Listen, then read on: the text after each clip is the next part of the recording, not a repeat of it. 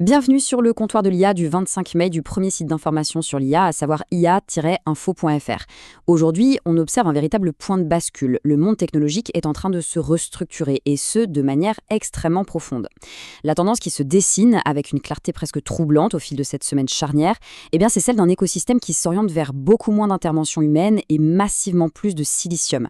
L'intelligence artificielle n'est clairement plus juste un petit outil expérimental sur le côté, c'est devenu le moteur central absolu autour duquel les géants mondiaux réorganisent toute leur stratégie de A à Z. Et c'est exactement ce qu'on va décrypter ensemble dans cette analyse.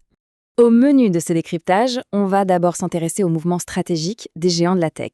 Ensuite, on plongera dans le monde fascinant des nouveaux modèles et des fameux agents autonomes. On fera aussi un point indispensable sur les régulations et les enjeux de sécurité qui en découlent, avant de terminer sur les conséquences très concrètes sur l'emploi au niveau mondial.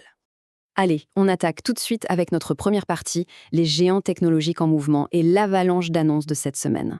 Ce qui est vraiment captivant quand on regarde la chronologie récente, c'est de voir à quelle vitesse folle les choses se sont enchaînées. En l'espace de quelques semaines seulement, tout le paysage a bougé. Regardez bien, le 24 avril, Meta annonce sa grande restructuration. À peine 3 jours plus tard, bam, le 27 avril, l'accord historique entre Microsoft et OpenAI est révisé de fond en comble. Ensuite, le 19 mai, le grand événement Google I.O. ouvre ses portes, suivi immédiatement le lendemain, le 20 mai, par le début effectif des licenciements massifs chez Meta. Bref, ça illustre un secteur en pleine ébullition, où les plaques tectoniques bougent en un clin d'œil. Et si on creuse un peu, on remarque des stratégies qui divergent complètement. D'un côté, on a une redéfinition majeure des alliances. L'accord révisé entre Microsoft et OpenAI vient mettre un terme à la licence exclusive de Microsoft. Concrètement, ça veut dire qu'OpenAI a désormais le champ libre pour collaborer avec des concurrents directs comme AWS ou Google Cloud. C'est énorme. De l'autre côté, Google adopte une approche totalement à l'opposé. Eux, ils font le choix d'une intégration extrêmement profonde et verticale. Leur nouveau modèle phare, Gemini 4, qui possède quand même une fenêtre de contexte hallucinante dépassant les 2 millions de jetons, est maintenant incrusté directement au cœur d'Android 17 et du navigateur Chrome. Donc on a vraiment un contraste fascinant entre l'ouverture de l'un et le verrouillage de l'autre. Et pour soutenir des ambitions pareilles, il faut des moyens. Les chiffres donnent littéralement le vertige. Prenez le budget d'investissement prévu par Meta pour l'année 2026. On parle d'une enveloppe colossale, située entre 115 et 135 milliards de dollars. Mais le plus important à retenir, c'est la destination de ces fonds. Cette montagne de cash est directement réallouée vers les infrastructures d'IA, l'achat massif de puces de calcul et la construction de centres de données gigantesques. C'est un pari à fond sur le matériel.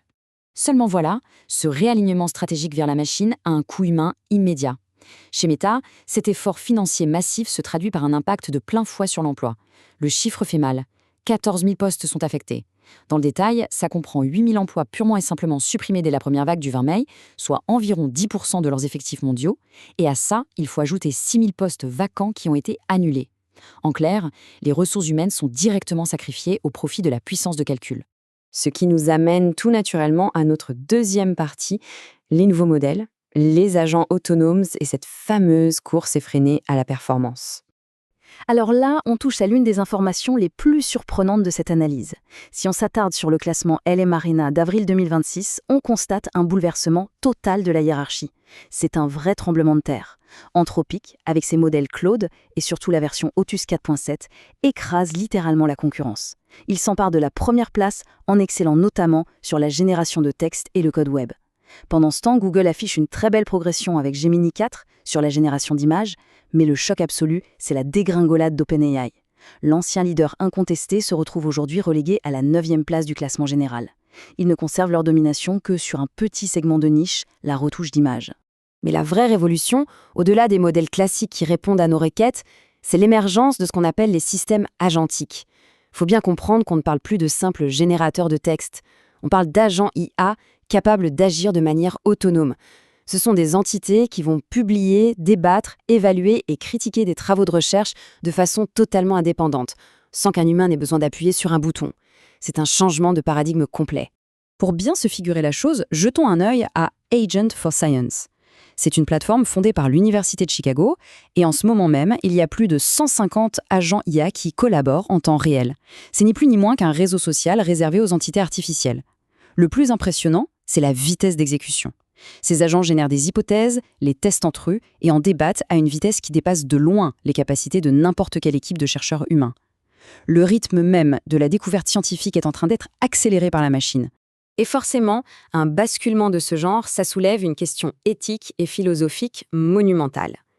À qui est-ce qu'on doit attribuer ces découvertes? Imaginez qu'une avancée médicale ou physique majeure soit débattue, testée et publiée à 100% par un réseau de 150 algorithmes. La paternité de cette percée devient un casse-tête juridique sans précédent. La validité même d'un processus scientifique sans aucune supervision humaine, ça reste une immense question ouverte pour l'avenir. On en vient donc à notre troisième point, qui est crucial aujourd'hui, les régulations et les enjeux sécuritaires. L'heure de la conformité a sonné. L'horloge tourne pour l'Europe. Avec l'AI Act, prévu pour entrer en application le 2 août 2026, il y a désormais 3 étapes obligatoires pour les entreprises. Étape 1, l'identification proactive des risques liés au système d'IA. Étape 2, une documentation extrêmement rigoureuse de chaque cas d'usage. Et enfin, l'étape numéro 3, qui sera sûrement la plus complexe sur le terrain, garantir une traçabilité totale des décisions algorithmiques. En gros, la transparence n'est plus une simple option, c'est une obligation légale stricte. Sauf que sur le terrain, on est encore loin du compte. Une étude récente de KPMG montre un décalage assez inquiétant. Aujourd'hui, 55% des entreprises se contentent d'utiliser l'IA pour des tâches super basiques, comme créer du contenu ou des emails. Et on a seulement 22% des organisations qui s'en servent comme d'un vrai levier pour transformer en profondeur leur processus métier. Et ça, c'est dangereux. Les projections estiment que ce manque d'intégration structurelle pourrait coûter jusqu'à 191 milliards d'euros à l'économie européenne d'ici 2030. Rater le train de la productivité va coûter très, très cher. D'autant plus que cette intégration doit impérativement se faire dans un cadre ultra sécurisé, parce que les menaces, elles, explosent. Pour les responsables informatiques, la feuille de route est chargée, il faut gérer l'identité numérique des agents autonomes, mettre en place des contrôles d'accès draconiens et surtout combattre l'IA de l'ombre, c'est-à-dire l'usage d'outils non sécurisés par les employés en cachette. Mais le plus gros défi, c'est de contrer les attaques menées par l'IA elle-même. On pense bien sûr à la menace colossale des hypertrucages visuels et vocaux, ainsi qu'à l'hameçonnage augmenté, qui sont désormais capables de contourner allègrement les défenses traditionnelles. Tout cela nous mène à notre quatrième et dernière partie, l'impact humain et les conséquences sur l'emploi mondial. Le bilan actuel dans l'industrie technologique est vraiment lourd. Depuis le début de cette année 2026, 78 557 salariés de la tech ont déjà perdu leur emploi.